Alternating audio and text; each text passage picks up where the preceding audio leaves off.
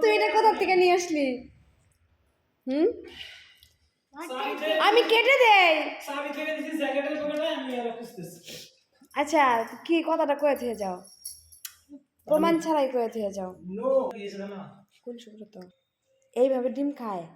আমি কেটে দেই, বাটিতে দেই। কেন বাটিতে দে বাবা? চুপচাপ ডিমটা নিয়ে আসা হচ্ছে।